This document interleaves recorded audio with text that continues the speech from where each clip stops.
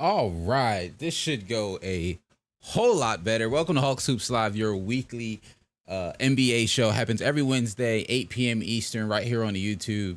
This week we're going to have a little bit of a fun. We're doing top 10 point guards every week for the next 4 weeks. We're going to do the top 10 at each position.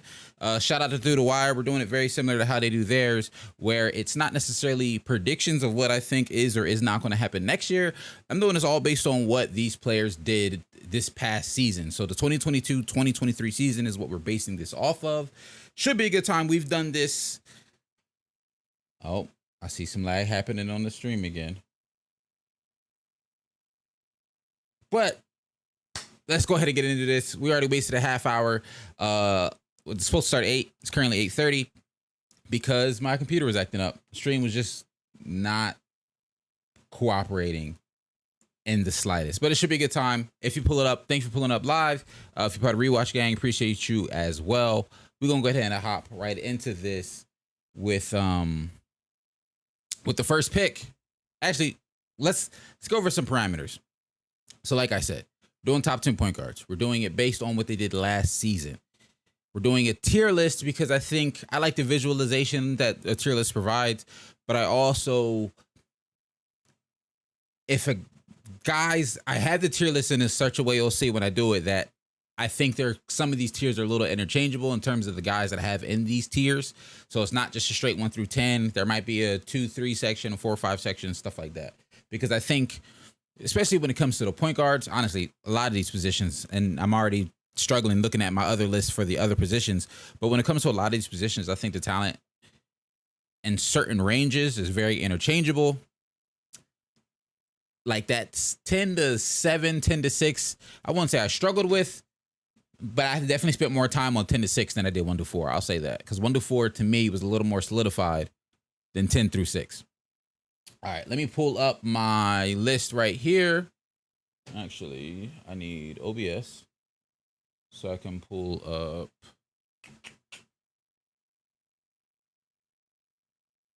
That only sucks too that we had to switch streams because I also did. Let me do 2 things real quick. Let me go to my YouTube studio and I'm going to delete the old stream because that link, I got to just start linking to my YouTube channel instead of linking to the actual stream because I linked to the stream. That stream just literally did not want to work. And if I just linked to the YouTube channel, they would have just ended up on the YouTube channel in the first place and I wouldn't have had to worry about this. Yeah, that stinks. All right, let's go Bink. Let's go more actions. Let's go delete forever. All right, so pulling up the share screen, right? So this is what we're looking at for the tier list. And we'll go on some more news and stuff like that later. I have a couple of other things I want to talk about in terms of news around the NBA. There's not a ton, so this stream is mainly going to just be the top 10 list. But without further ado, let's get into my top 10 point guards in the NBA based on what they did last season. I want to say 12 or 13 point guards down here. This was just me. The way I do it, I typically look at the NBA standings. I just pull up a list of the standings and kind of go from there on who I think should be in the list and just jot down names. I kind of put them in an area where I think off the top of my head where they should or should not be in terms of ranking them very loosely. And then I'll start to get some nitty gritty, spend some time on Basketball Reference, spend some time on B-Ball Index. Shoot, for a couple of these guys, I even pulled up some YouTube clips because I was like, I need to get a reminder or feel of what their game looks like in terms of where they score from or what their assists, what their passing style looks like. Because for some of these guys, let's be real, some of these guys we haven't seen since, like Trae Young, I ain't seen since May. Like some of these guys we just simply haven't seen in a while. Luka, I haven't seen since May outside of some FIBA stuff recently, the last couple of weeks. But in terms of NBA play, some of these guys we haven't seen in a while. Or at least I haven't seen in a while, in a couple of months. So all that being said, let's go ahead and get into this. Let me check one last thing.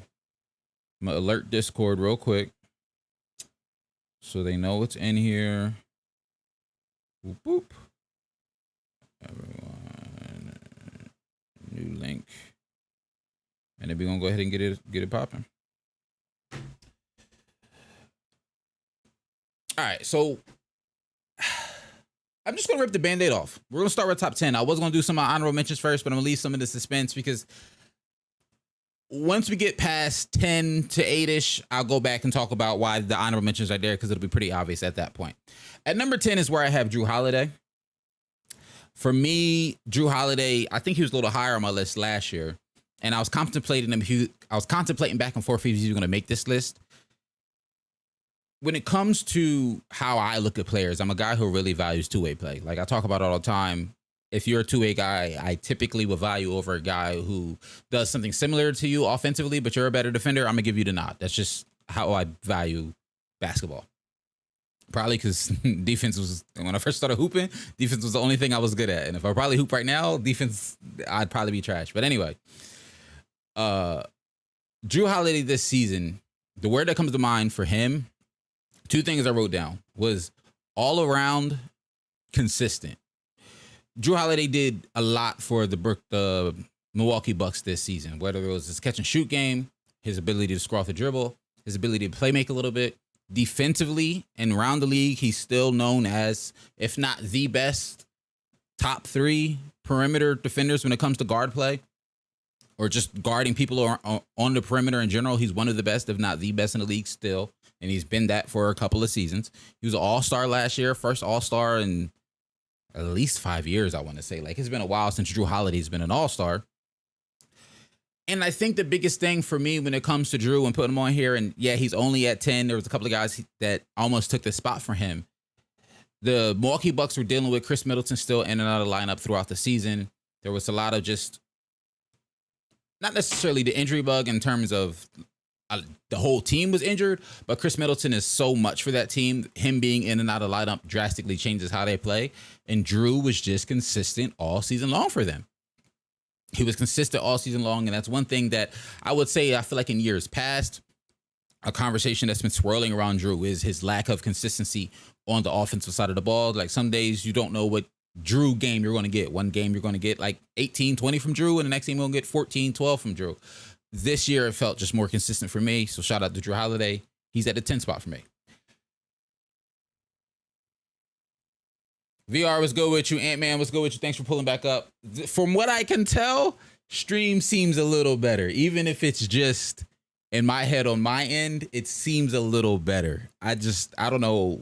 I literally just closed OBS and reopened it. I don't know what I didn't really do anything other than that. But Jrue Holiday was number 10. At number 9, I don't want to say controversially. No lag right now. See, that's what I love to hear. I just needed to do that the first time immediately because it didn't do that the first time immediately. All right, so we got Jrue at number 9. At number 10, I went back and forth with this guy a lot. I'm going to keep it a bean. He almost did not make my list. But if I'm being honest, if I'm being objective, if I'm being just honest with myself, for me, Kyrie's number 9. And now, I think Kyrie's skill set and skill level has the ability to range, I'm going to be honest, anywhere from like 4 to 12, depending on what you value and how you look at Kyrie. Because the off-season whirlwind, I guess you could say that is Kyrie, winning a trade, getting out of Brooklyn, ending up in Dallas. And Dallas low-key goes on a losing streak once he gets there, but he's playing crazy efficient alongside Luka. At the end of the day, when I'm just looking at Kyrie as a basketball player and what he does on the court, it's no doubt in my mind that Kyrie's a top 10 point guard. Almost finished the season 50, 40, 90. He was a couple percentage points off on the field goal and the free throw. It was like 48% and 89%, but basically almost 50, 40, 90. He was over 50% from the field in his 20 games he had in Dallas. And you know what's crazy, Ant-Man? I'm not mad at you saying Kyrie shouldn't be on the list in your opinion. I'll explain how he made it in a second once I get the number 8, and then I'll talk about who my honorable mentions are because, like I said, it'll be kind of obvious. But for me, Kyrie still makes the list because when I watch how he plays, alongside Luka this season, and when I watch how he played as when he was still point guard, playing alongside Kevin Durant, he was phenomenal. Like watching Kyrie Irving is, I hate to use the cliche of poetry in motion, but it truly is poetry in motion. Ability to score at all 3 levels, the ability to do that, like stupid efficiently. Kyrie's low-key one of the most efficient players in the league. I don't know if it gets talked about, but it don't get talked about at the same time because he's not at least in the last year or so, maybe that's due to the personnel he's played with. He's not necessarily the volume scorer as some of the other super efficient guys are. Like we talked about Kevin Durant, how super efficient he is, but he's scoring at a higher volume than Kyrie is. So I think that's why it's highlighted a little bit more on a guy like Kevin Durant as opposed to a guy like Kyrie. But Kyrie does squeak in and make my list. Shout out to Kyrie. At number 8, this is where I have one of my favorite point guards. I don't know how Kyrie does his handle because my arms and legs are gone after what he does. Exactly. Kyrie is poetry in motion. He puts the ball on the spring. He can get to where he wants to get in space. He literally can score at all 3 levels on the court. His 3-ball isn't as deep as some of the other point guards on this list. Like he does not known for taking crazy deep threes, but when the threes he takes, he's wildly efficient on. At number 8, this is where I have one of my favorite point guards on this list. Out of all the point guards on this list, Tyrese Halliburton is one of my favorites. And having him at 8, if he didn't get injured, he probably would be higher on my list. If he didn't end up with injured, he might be higher on my list. What he had the Pacers looking like pre and post injury was 2 absolutely different teams. He had Miles Turner have his best offensive season of his career, in my opinion. He orchestrates a beautiful offense. He plays with a really good pace, getting that young team up and down the court quickly. It's funny. He recently was talking about when he's I don't remember who he was interviewing with, or if I read an article and it's just a snippet from the interview was an article. I don't know if it was a full video or not, so I don't have all the context. But essentially, he was talking about the difference between being the point guard for the Pacers and being the point guard for Team USA. He's like, with the Pacers, we getting out on the floor, we running, like I'm outletting, we getting up and down the court, we going. He said Team USA plays at a slightly slower pace. We're trying to get into some sets. We're trying to actually run some stuff. So it's interesting seeing him as I'm watching. I'll be honest, I feel like I haven't watched a full FIBA game yet. It's just been a lot of highlights for me. But as I'm watching these highlights and seeing just how he's adapting his game is just really impressive to me. He's one of my opinion, low key, one of the best playmakers in the league, like top 4, top 5 playmakers. Like he's solidifying himself in that upper echelon of playmakers. And for that, to me at least, he's deservedly top 10 point guard on this list. And yes, Ant-Man, I agree. I also really do not I wish he didn't get injured, because he was hooping before the injury. He was hooping. The Pacers were hooping. Pacers were rolling. Call me crazy. If he doesn't get injured, I think the Pacers, because what did they end? I want to say they ended outside the play-in last season. I could be tripping. So let's look it up. But I want to say he ended outside the play-in. Well, excuse me. I want to say the Pacers ended outside the play-in. Pacers last season were, let me just pull this up. Yes, I'm saying they were in the play-in with him, but they lost so many games to end the season once he got out of injury. They lost so many. Like, look, last 10 games, they were 3 for 7. Like, with him, the Pacers are rolling. They're definitely a play-in team. 100% a play-in team if he's healthy. But they just, they were rolling so much, like they would have been battling for like that 6 seed if he was healthy. Just didn't work out for him, unfortunately. I'm looking forward to him next season. Looking forward to what the Pacers continue to do, because they got a really good team there, and he's a really, really good point guard.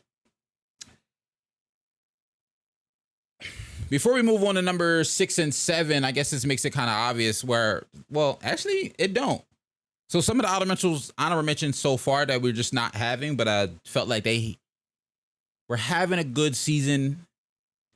I just don't have them on my list. And right now, I'll just say that's LaMelo Ball. I meant to download his picture. Yeah, LaMelo Ball's not on my list. He's an honorable mention. Darius Garland's not my list. He's an honorable mention. I think both of them had a really, really good season. LaMelo Ball's not on my list because he only played 30 games. Like, injury just took him out the list altogether. If he played more games, we'll see. I think Darius Garland would have been in the mix, and if you swap him out for, like, Ant-Man, you said Kyrie, you don't want Kyrie. I'm not mad if you swap Ant-Man if you swap Darius Garland for any of these bottom 3 players. I'm not mad at it at all. But at number 7, that is where I have... Number 7 is where I have Jamal Murray. I said at the beginning of this that this is based off the regular season, and there will be very, very few exceptions, if you will. Actually, I'm going to go back and forth between this. For me, Jamal Murray made this list at number 7 is because simply one, he really truly did have a really, really good season. Around 28 game, really good in terms of some playmaking opportunities. Let me rephrase. Really good in terms of considering he's playing with Jokic, arguably one of the best, if not the best playmaker in the league. He was still able to show off a lot of playmaking capabilities, still able to score at all 3 levels of the court. A guy who's not afraid of taking big shots in big moments. And he is the one exception when I say, yes, he had a really good regular season. I think if you just look at his regular season numbers and look like what he produced in the regular season, you can make the argument that any of these other point guards can be over him, and that's cool with me. But what he did in the playoffs and how much he elevated his game in the playoffs and stepped up in big, high leverage moments places him at 7 for me personally. Just for me personally, it does. Suns Geek, my guy, what's good with you? I am doing well. How are you, bro? Brunson is an honorable mention. Chris, what's good with you? Thanks for pulling up, my guy. All right. It's funny that you mentioned Brunson. I can get why you think he might be an honorable mention, but I'm actually having Brunson at my 6th spot. So Brunson makes my 6th spot for me for 2 reasons. One, the Knicks desperately, and I mean desperately, needed a point guard. Brunson stepped in and fulfilled that role in terms of they were looking for a point guard over the last, honestly, 2-3 seasons. Went from Kemba. They went from... Kemba's the main guy that just popped in my head, and I literally can't think of the other point guards they had in the last 2-3 years. But my point still stands is that they desperately needed some solid point guard play, and I think they got that in Jalen Brunson. Jalen Brunson, to me, that series watching him against the Miami Heat, and once again, I know we're talking regular season, but that series watching him against the Miami Heat, he showcased in those games what he did all season. His ability to get to the basket. He has a great, in my opinion, a great mid-range floater game. We talked about this a couple of weeks ago. He helped Julius Randle, I think, get back on track. Like their team is talented. This New York team is talented. I think a lot of people realize that there's talent on this New York Knicks team, but there were a lot of these past 2-3 seasons where it was just up and down, a lot of inconsistencies, and a lot of that came from good point guard play. Tyrese Halliburton and Jalen Brunson, to me, had very similar effects on their teams, where they went to these young teams, some more talented than others in terms of the talent around them, but they went to these young teams that had talent with no direction, that were desperate need of point guards. Both those teams now have their point guards, and those point guards are thriving. So for me, Jalen Brunson makes number 6. Also, in my opinion, he exceeded the expectations that were put on him. A lot of people were wondering what he would look like. Coming off of that Dallas playoff run, everyone was calling the Knicks the mid-3 between him, Julius Randle, and RJ Barrett. They all got bags. And a lot of people were saying that it was an overpay for Jalen Brunson, that he should not have been to the Knicks. He shouldn't have got that bag. But like I said, he gave them a direction. Showed up a lot in the scoring talent, pull up threes, mid-range game at the rim. He really showed off his scoring talent this year, in my opinion. Shout out to Jalen Brunson. Because I wasn't a person who thought the Dallas playoff run was a fluke, but I was curious to see what he would look like without being able to play off of another primary ball handler. Becoming the primary ball handler versus playing off of a primary ball handler are 2 pretty different situations. And the play style is different. The mentality has to be different. And he stepped up to meet the challenge, and he had a great season, in my opinion. All right, so where are we at now? We're at number, we're at number 5. 5 is where, we're at number 5. All right, so we get into the top 5. We get into the top 5 pretty quickly. And like I said, we gonna see. We got a couple other things to talk about, but top 5 is gonna go pretty quick. Because honestly, I was pretty solidified on the top 5. I was trying to do something funny there. The 1 through 3, we'll get to that in a second. But at number 5 is where I have Ja Morant. I went back and forth between him and the number 4 guy for a while. So if you have them swapped, I'm not mad at it. Ja Morant, outside of the very interesting off-court stuff he had going on, Ja Morant had a really good season. Like a really, really good season. Got to the rim with like some of the best in the league. The speed is there. The athleticism is there. His ability to finish at the basket is amazing. Does a great job of, I love him playing with very similar to how Steven Adams played with Russell Westbrook is how Steven Adams plays with Ja Morant. Steven Adams gets spoon-fed a lot of easy buckets from Ja, like driving to the basket, dump off, driving to the basket. Ja might miss, get the offensive rebound, put it back up. The pick and roll game between Ja Morant and Steven Adams is, I don't want to say slept on, but it's not one that's talked about often, mainly because Steve isn't necessarily a hard roller. Like, he's the threat rolling down the basket, but he sets such good screens for Ja that Ja gets a full head of steam going to the basket, and it's very hard to stop him.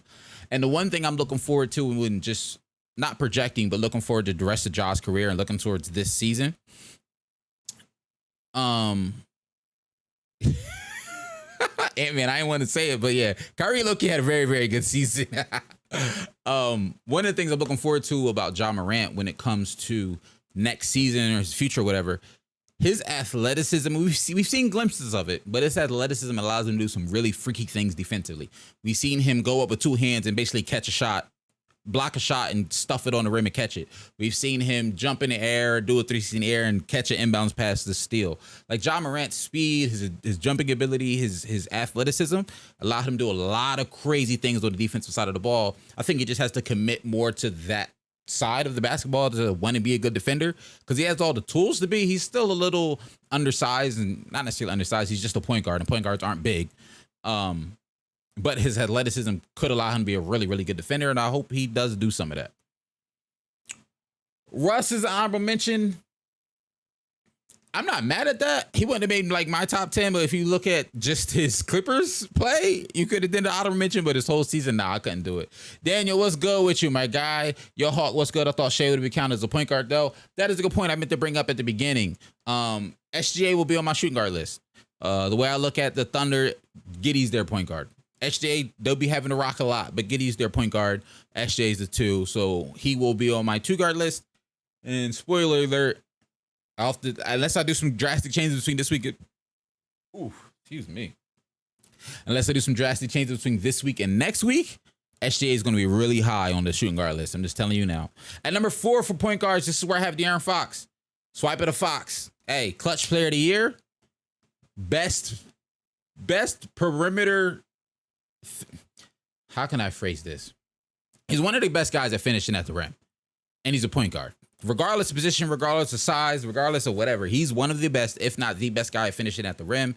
I was back and forth between him and Ja at this 4 and 5 spot. That's why I kind of got him in the same tier like this, is because I gave the nod to Fox for his clutch play.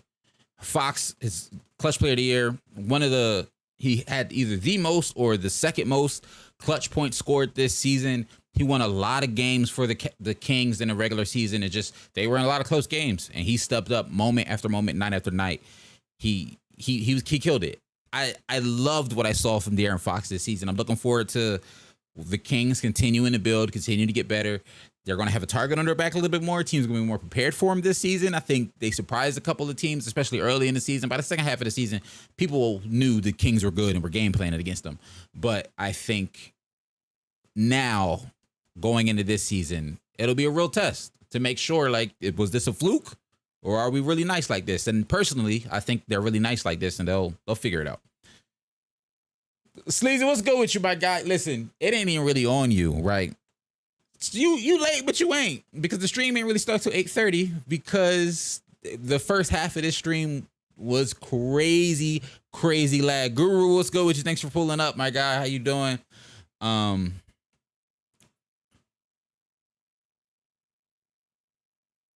So what's funny, my face, when you said we're not counting Derek White as a point guard, I'm like, Derek White is a point guard. Then I was like, oh, that's right. He is a Celtics fan. I know Marcus Smart ran a lot of points for us last year, but Derek is a point guard. He was just playing it too. It's funny. I didn't put their faces here, but in my notes, I do have Derek White / Marcus Smart ? I didn't feel like if I made a up to 15 ranking, they probably would be in the conversation. One of them. I don't know which one, but one of them might be in the conversation if I'm like up to 15, and then we'll go from there. Nah, Marcus Smart. Marcus ain't here. Marcus ain't here. But it's funny. Marcus Smart, I was looking at my list from last year. Marcus Smart made top 10 last year. It's only 1 through 10. It is only 1 through 10. Exactly. It's only 1 through 10. Marcus Smart did make my top 10 last year. off the top of my head, him or White would have been around. If I did the 15, they would have made it. If I did the 15, they would have made it. Fox is top 3 without that hand injury, and they would have beat the Warriors. I don't know. And that's another thing. If him and Sabonis didn't have hand injuries and this, that, and the third, I think, I'm not going to say they would have beat the Warriors. I don't know. I can't say that because you just never know.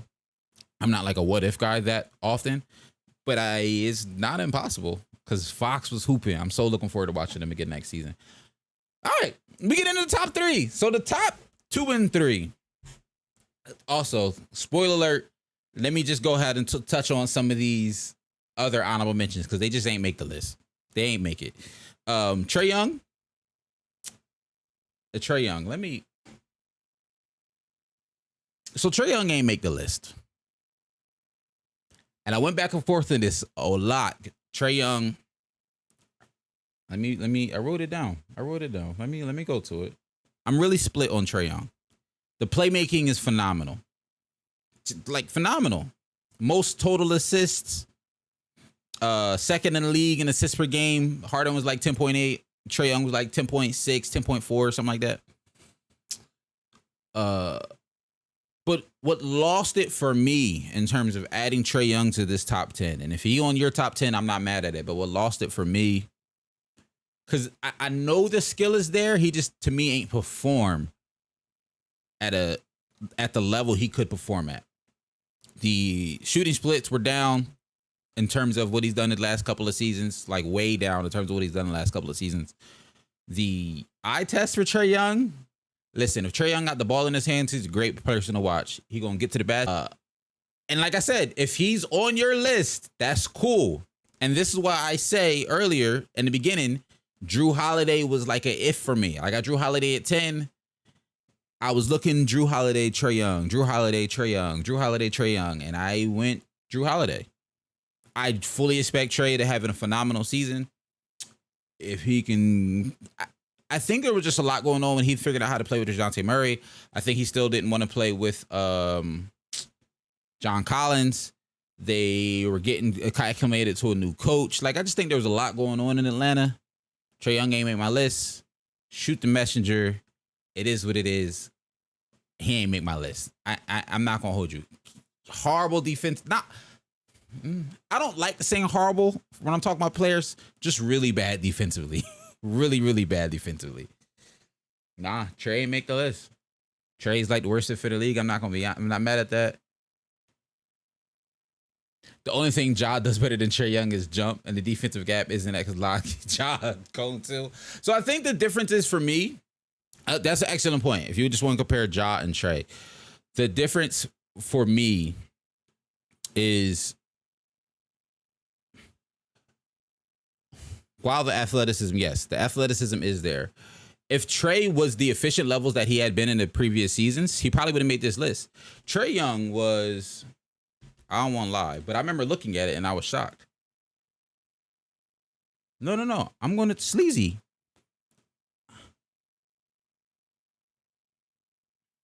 How did Tyrese make it to Trae didn't? I think Tyrese has a more... Look, I said in the beginning, Tyrese is my favorite point guard on here, so that might be a little bit biased. It might be. So for what Trae Young does, right? I'm going to break it down. This is my thought process. Trae Young's there to get assists and score. We know he's not going to defend at a high level.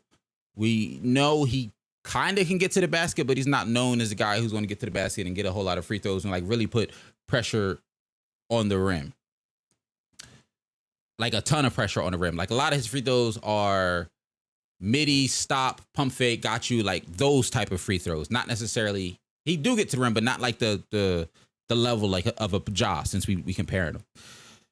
So if Trae Young is there to get assists and score, now granted, the assists he do, but his playmaking style is different than a guy like, I would even compare like to Tyrese Halliburton in the sense of Trae Young's playmaking is, I held onto the ball mad long. Now I'm getting it to you. You got like 2-3 seconds left, catch and shoot it. Whereas Tyrese, it feels like I'm hitting a cutter, stuff like that. And that might be more so a coaching scheme. Like the Atlanta Hawks just don't run a lot of cuts and schemes like that. So Trae's forced to get assists in how he can in the system.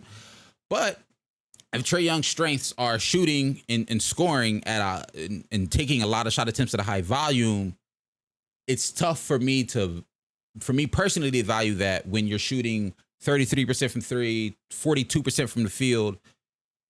You start to float towards, and I'm not saying he is this, because I know he has the talent, and that's what I'm saying. He just had a really down year, in my opinion, because he has the talent. Trae Young last season was floating more towards shot chucker to me. He was putting up a lot of shots, like a lot of shots that just simply were not falling. They just weren't falling.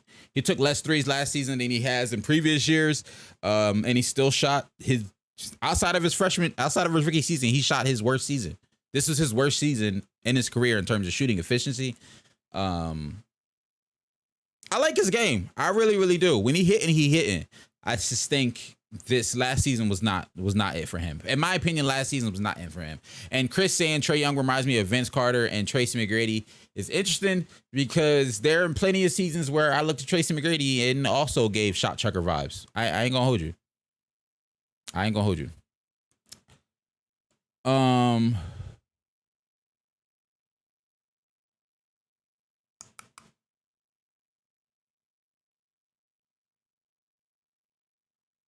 So yes, it's not necessarily just his defense that kept him out of this list. The defense is a part of it. It's his crazy inefficiency for the role he is expected to play. He's expected to be a lot more efficient in that. And I think in the grand scheme of things, his inefficiency hurt his team. So he doesn't make my list. It's all good though. All right. Share screen. Right. Back to the list.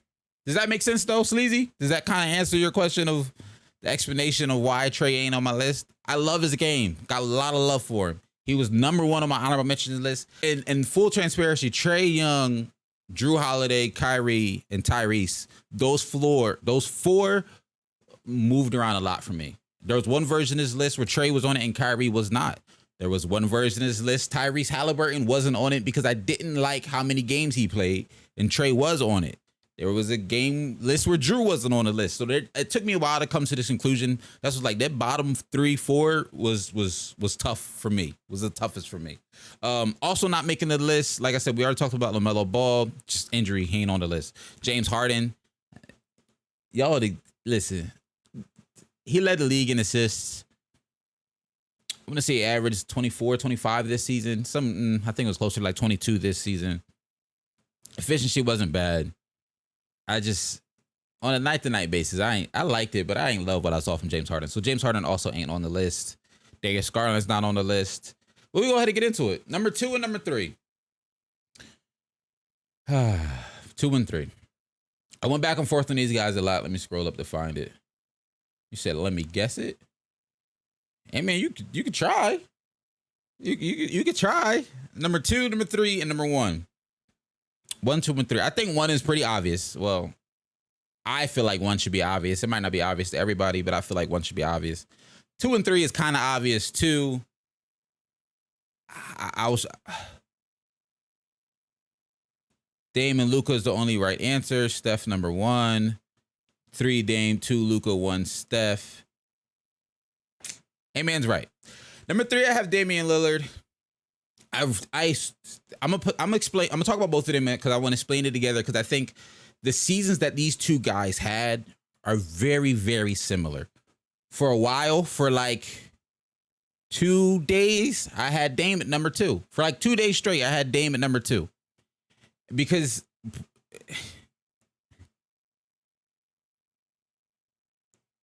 I'll be honest here, we're friends. Going into this season, I'm a believer now in Luka's game. Let me start off with that. I'm a believer now in his game. But going into the 2022-2023 season, be honest, I saw what people were seeing in Luka, but I didn't fully see what people were seeing in Luka. And the season that Luka had last year, 32, 8-8, some wild mess. It was ridiculous. And the playmaking was there.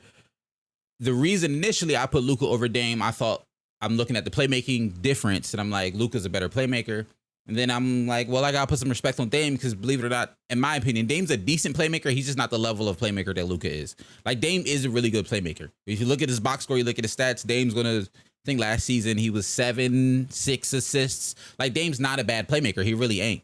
I just think the level of playmaker that Luka is, the level of passer that Luka is, the type of passes that Luka can pull off. Because when it comes to scoring, I think they're matched scoring wise. I think Dame's the better shooter. I think Luka has the bigger body, so he's able to get to the rim and have a little bit of a post fade game a little bit more. So those are some different intricacies in their game. But scoring for scoring, I'll take either of them in terms of just who's the better scorer. I think they're matched. Call me crazy. I think Damian Lillard is the only guy in the NBA who can shoot the type of threes that Steph Curry shoots at a consistent level. Like the terms of either the distance of three, the volume of threes, the type of threes, whether it be off the dribble, catch and shoot, running around. I think Dame's the only guy who can, I'll say match in quotation marks, because I still don't think he matches him, but the only guy he's the closest guy in the league, in my opinion, to the type of shooter that Steph Curry is.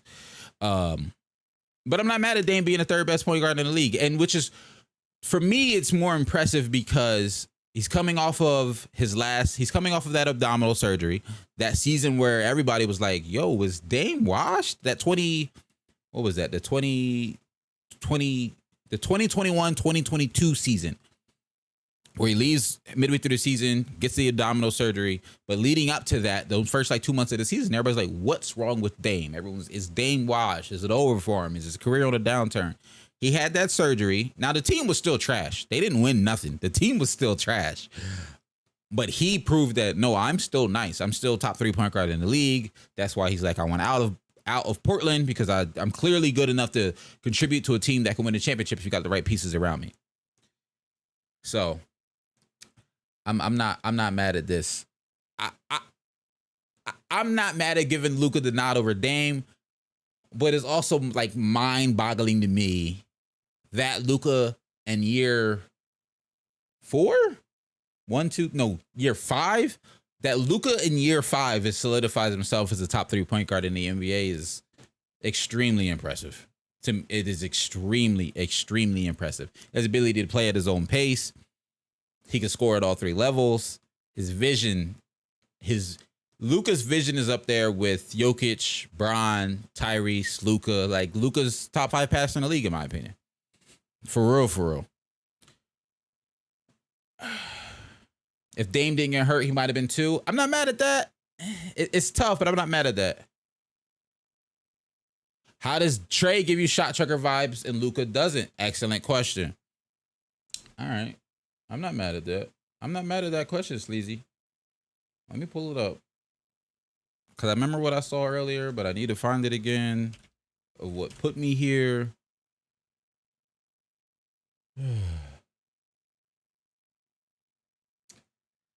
This is the difference between me for Trey and Luka. So Luka, how can I put this? His 3 sometimes give me shot chucker vibes. Luka was 34% from 3 this past season. Trey was 33. They both shot like 8 threes a game. So that's low-key shot chucker vibes. The difference for me is Luka in the mid-range. Luka's mid-range game isn't shot chucker. Luka's mid-range game is effective scoring. Luka's getting to the basket is effective scoring. Luka's 2s are great. And he puts up a lot of 2s. He puts up a decent amount of like back to the basket stuff, decent amount of mid-range pull-ups, fades. His mid-range game is very polished, very clean. I wish he was a slightly better 3-point shooter. He's a 34% last year, which is league average. Like it ain't bad. That's league average. But the reason and the difference between Luka and Dame in terms of shot chucker vibes, it might just be play style. It might be some weird bias I can't get through and get over, because I was going to say I like Luka as a playmaker more than I like Trey as a playmaker, but Trey's also a really good playmaker. I think Trey just has to settle for his shots feel more under the rest than Luka's. And it might be because Luka plays at his own pace. It might be because Luka has the bigger body, and so he's able to body people off of him. That's something I'm going to have to sit with. Trey's still not making my list. Like, it ain't going to make me change it. But that is a very, very valid question. Um, I have picked Luka for MVP the last 2 years, and I'm not stopping. Thing that's holding Luka back from MVP contention, like in my opinion, like real MVP contention, is he has to get more regular season wins. He just simply has to get more regular season wins.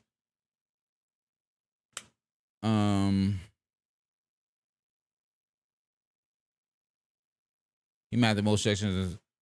He got ejected versus Canada today. Luka got ejected versus Canada today.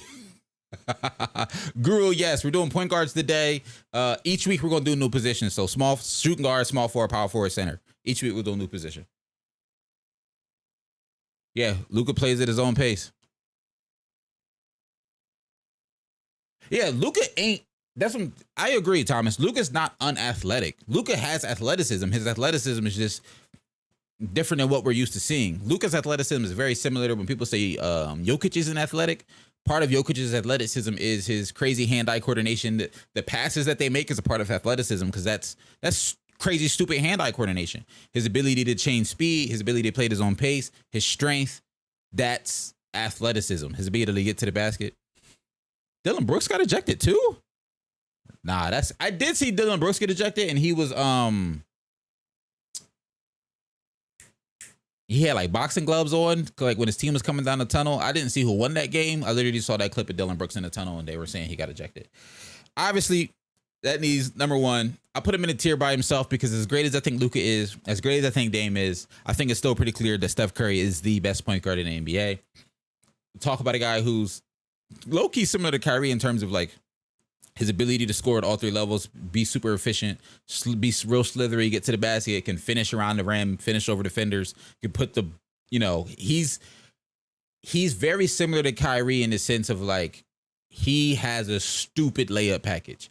We all talk about Kyrie's layup package all the time, but Steph has a very low-key, stupid layup package. It don't get highlighted as much because a lot of Steph's highlights are his crazy threes, dribble, and I mean, shoot it, turn around in your face, all that in the third.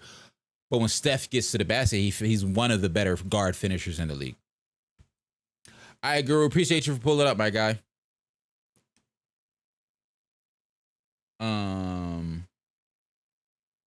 Facts. Every NBA player is athletic. All athleticism just looks a little different. So my official point guard list based on last season, I got Steph Curry, Luka Doncic, Damian Lillard, De'Aaron Fox, Ja Morant, Darius Garland, Jamal Murray, Tyrese Halliburton, Kyrie Irving, and Jrue Holiday. The Trae Young one might be a little controversial because Trae Young was like 3, 4 on my list last year, and now he ain't even making it. But the point guard position is deep. The point guard position is very, very deep. The iffiest pick in my book is this Jrue one, but I value two-way play, and Drew's the only two-way point guard that, in my opinion, is still at least also good offensively. He's the only good two-way point guard left in the league. Like, truly good two-way point guard left in the league. All right, a couple of other things. Jrue got to stay. See, I'm not mad at that. A couple of other things before we get up out of here. What have we been going? Oh, we still been going for like 40 minutes. Yeah, y'all know a Hawk stream during the offseason ain't that long anyway. News around the league. Hey, let's talk about this. So, look, sleazy. We're not gonna talk about this. We're not talking about this. We're not talking about Jrue in the playoffs. We're not. That's why we do regular seasons. That's why we do regular season rankings, because we're not gonna talk about Jrue in the playoffs. I don't think it was that Jrue was OD bad in the playoffs. I think he was specifically. I'm talking about and thinking about that Miami series because that's the first thing that came up in my mind when you say Jrue in playoffs. I just think he was outmatched and outmuscled by Jimmy, and I think Bud did not want to make any adjustments. You know what I mean? That's all it was. Oh, you're not even talking about this run? You're just saying in general, Drew's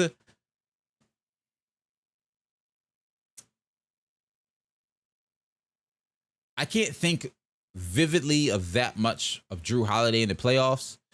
The year they won the championship, 2021, he was excellent throughout the entire playoff run. I don't fully remember what he did in the playoffs in 2022 like that.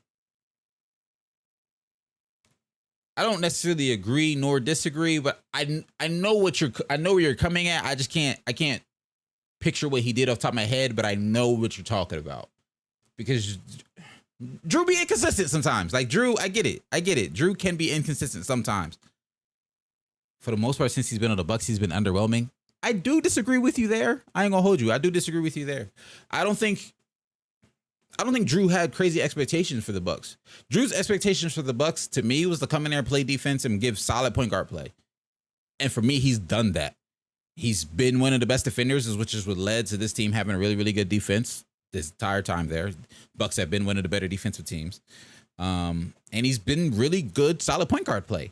I think the underwhelming part, and I'm not saying you're saying this, but what I hear a lot of people say and why they call Drew Holiday underwhelming or why they want more from Drew Holiday is because part of it is because expectations changed when Chris Middleton started dealing with injuries the last couple of years. Last 2-3 years, Chris Middleton's been in and out of the lineup battling injury. And there was this expectation or this hope that Drew Holiday would step up and fulfill some of that offensive role. He hasn't really. Not to the exact extent that Chris Middleton was. I think some people wanted him to do more. And I just don't think that's his game.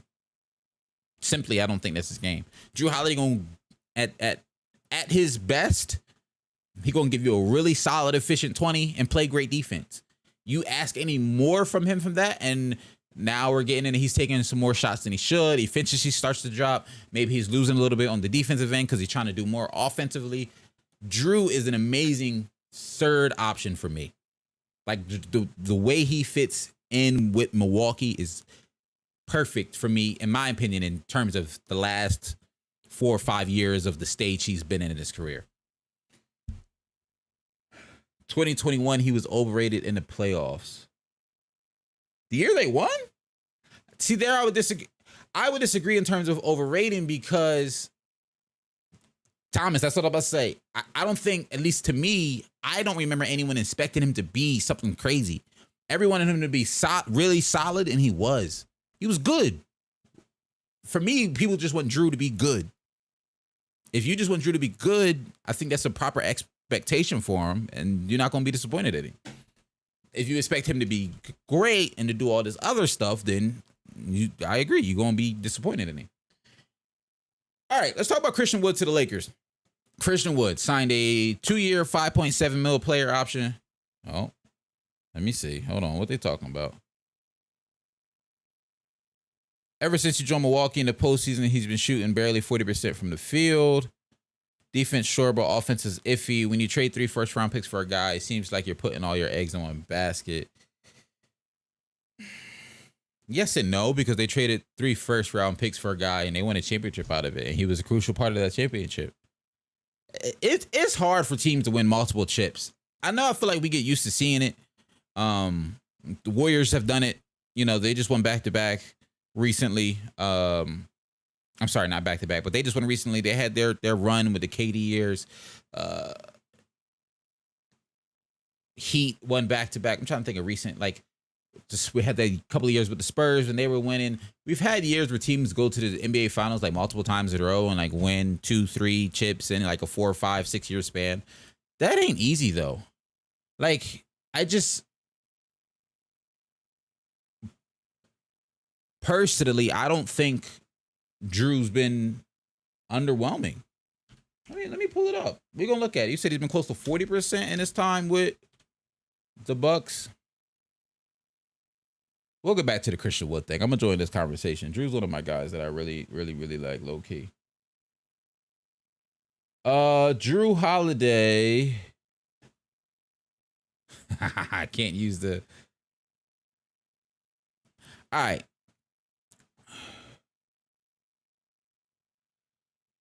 Drew Holiday in the regular season. Oh, yeah, you lost me. I ain't gonna hold you. Oh, in the playoffs, he's been shooting close to 40%. I'm about to say, Drew Holiday regular season numbers are great. I ain't gonna hold you. Drew Holiday regular season numbers, I'm looking at, since he's been in Milwaukee, 50% from the field, 39% from 3. Let me pull this up so y'all can see it too. Screen share, right? Boom, boom, boom, boom. All right, Drew Holiday, regular season. That might be too big. No? I can see that, yeah. Regular season, Drew Holiday,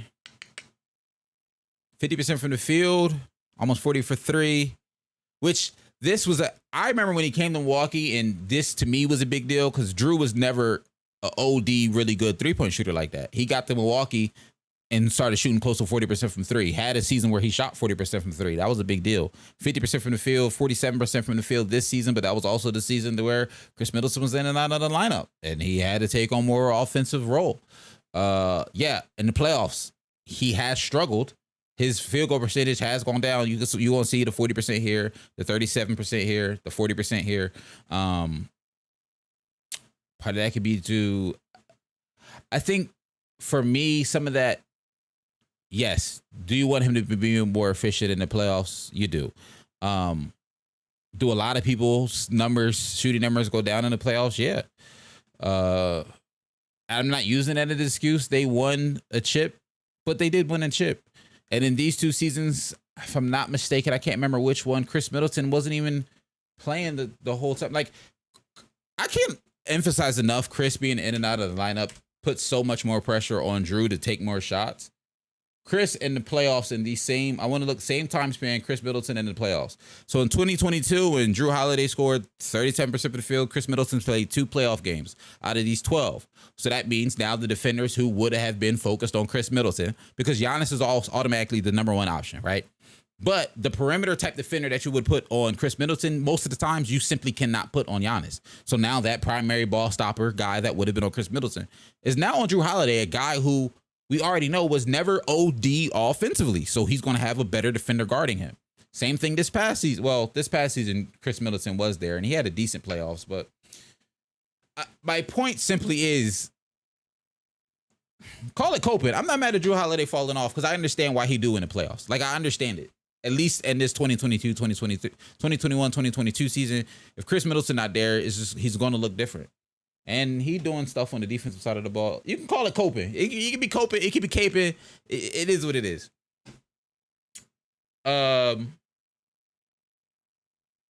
Christian Wood signed a 2-year deal with the Lakers. 2-year, $5.7 million. Player option in the second year. I think it's a great pickup. I really do. Christian Wood is a guy who I thought he was going. I've been a fan of his for the last couple of seasons. I'm gonna keep it a bean at the risk of looking like a casual here. He's also a guy who, I'm gonna keep it a bean, was completely out of my radar until he joined Houston. Like, I did not paid him no mind his first 4 seasons in the league. I literally paid him no mind until the 2020-2021 season. And he'd been in the league since 2015. Paid him absolutely no mind. None whatsoever. Now, granted, he really wasn't playing. He played 17 games in Philly his first year. Played 13 games the second year, 21 games, 13, 8, 8. Detroit, his first real season in the NBA, in my opinion, was his Detroit year. He played 62 games for the Pistons. He only started in 12 of them, but he played 62 games in the 2020 season. But when he got to Houston is where I really realized, oh, Christian Wood kind of nice. A bouncy, athletic power forward / center who can stretch the floor a little bit. I think it's a great pickup for the Lakers. I think it gives them a lot more flexibility to that front court, add some more. Most Houston and Mavericks fans will tell me Christian Wood isn't a great defender, which I don't necessarily disagree. He's not a great defender, but one thing he can do is to be a shot deterrent around the rim just because of his athleticism. So if you have guys like Rui Hachimura, Anthony Davis, Vanderbilt on the floor who I would say are good defenders, depending on what combination of those guys he plays with, he can be a really good either help side guy, like getting a block on the help side, or you put him on the primary big, and then you have Anthony Davis or Vando playing free safety. Like, it just gives the Lakers a lot more options, and he's a guy who can actually stretch the floor a little bit. He shot 37% from three on 4 attempts last season, almost 40% from three the year before. So you got a legitimate floor spacer and a guy who, at the very least, can be a high energy guy. He's on a prove it deal, so he's going to be playing with a chip on his shoulder, something to prove. He's going to want to look good. Now, that could backfire a little bit. He could try and be doing too much. But as long as he's just playing well in pick and rolls, if they can maybe give him a post touch every now and again, my opinion, that's a bad idea. He's not necessarily a great post up player, but he could be really good at pick and rolls with Bron. He could be really good at pick and rolls with Austin Reeves. Good lob target for Bron, Austin Reeves. And he makes it, just like I said, adding some more front court depth to, in theory, make it so Anthony Davis, although he had a really good season at center this past year, he doesn't have to play center if they don't need him to play center. It just adds some more stuff to it. I like it a lot. I like the pickup.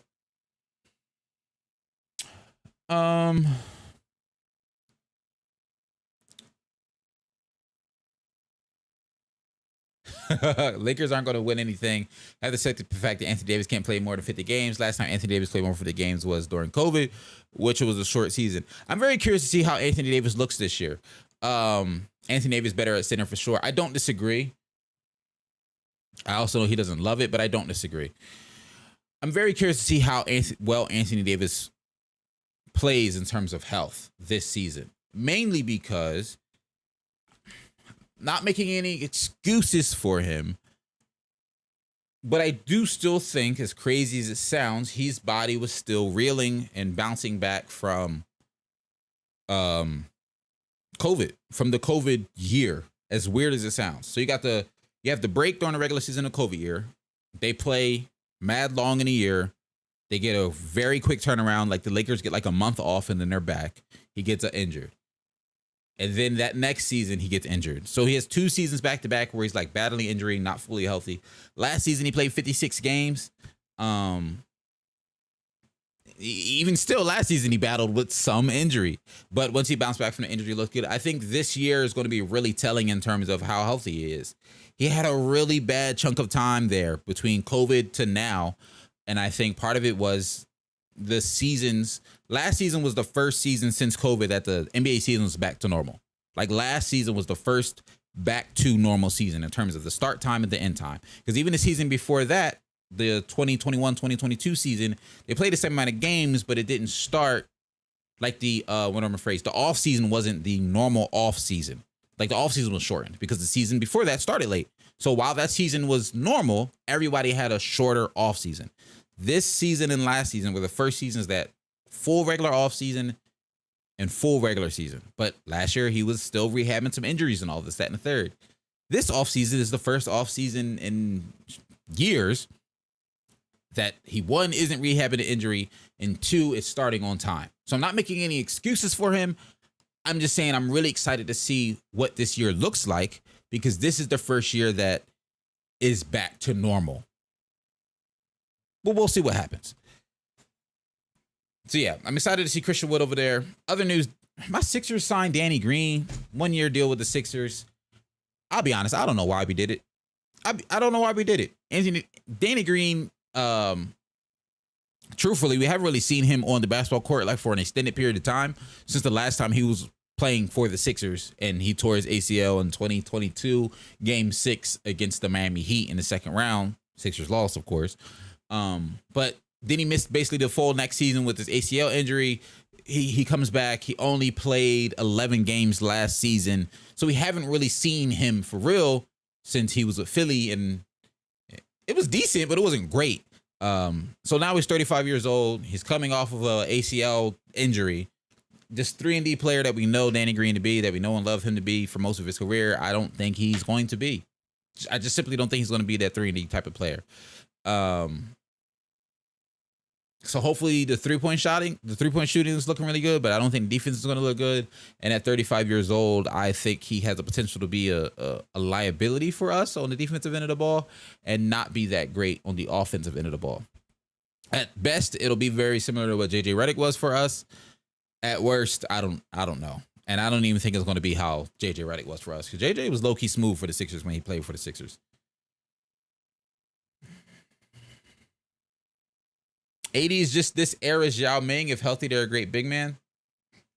I can see the comparison. I don't necessarily agree, but I can see the comparison. Only because Anthony Davis started his career so healthy. He started out his career so healthy. Before he had his last season with the Pelicans, he played in 60, almost 70 games every season. 64, 67, 68, 61, 75, 75, and then 56 his last season with the Pelicans.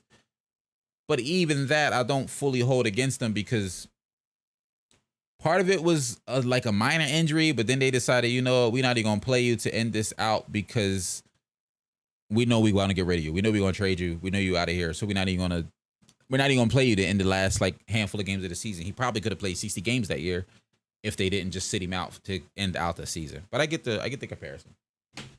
But all right, y'all, that's all I got for today. Next week, like I said, we're going to do shooting guards. Probably have some more like other NBA topics I want to cover. I'm trying to get back in my 8th NBA bag. Like, it's actually on my mind. The whole month of August, I ain't gonna hold you. I didn't think about the NBA much, but appreciate y'all for pulling up. If you're part of Rewatch Gang, appreciate you as well. Leave a like on the stream if you enjoyed it, and I'll catch you next week. I'm out of here. Peace.